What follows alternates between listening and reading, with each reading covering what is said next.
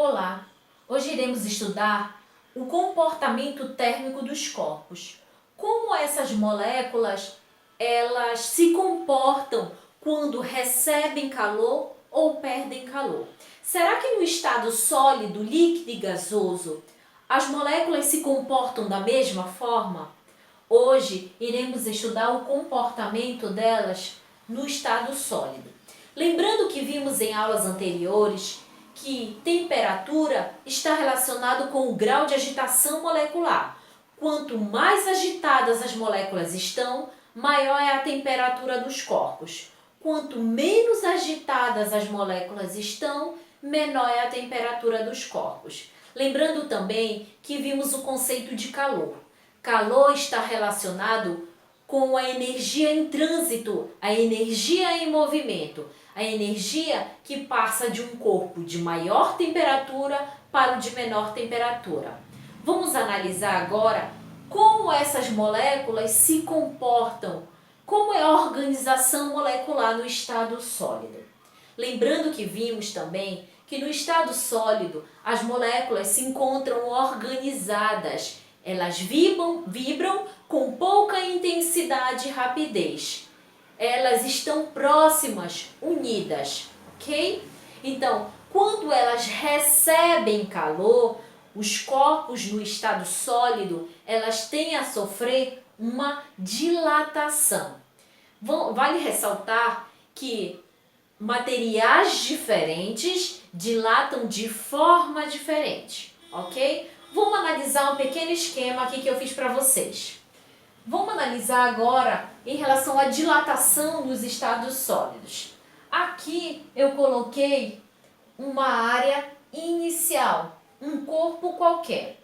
Esse material, quando ele recebe calor, lembrando que as moléculas vão se agitar mais. Quando aumenta a sua temperatura, as moléculas tendem a se afastar mais. Se elas se afastam mais, esse corpo ele vai dilatar. No início, ele tinha uma certa área. Depois que ele recebeu calor, sua temperatura aumentou, esse corpo ele sofreu uma pequena dilatação térmica, olha. Ok? Isso aqui, essa linha pontilhada, quer dizer que o corpo sofreu uma pequena dilatação, ok? Então, quando os corpos também eles perdem calor, a sua temperatura diminui, também as moléculas elas se comportam de uma outra forma. Vamos analisar aqui, por exemplo, o mesmo material, ele tinha a mesma área inicial, certo? Nesse caso, nesse segundo exemplo, a temperatura desse corpo diminuiu. Lembrando que vimos que quando a temperatura dos corpos diminui, a vibração molecular também diminui. As moléculas se aproximam, ok? Então, o que vai acontecer aqui? Vai haver uma contração desse objeto, ok? Vai diminuir a área.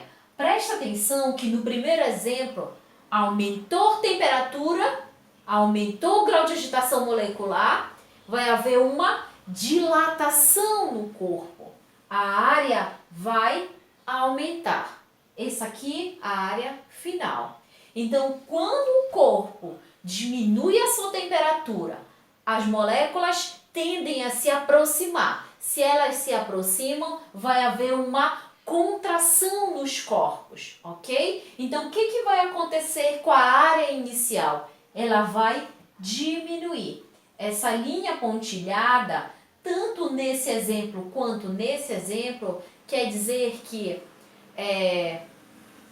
como aquele objeto ficou depois que ele recebeu ou perdeu calor, que a temperatura dele aumentou, ok? Então, quando recebe calor, aumenta a sua temperatura, aumenta a sua área final vai dilatar.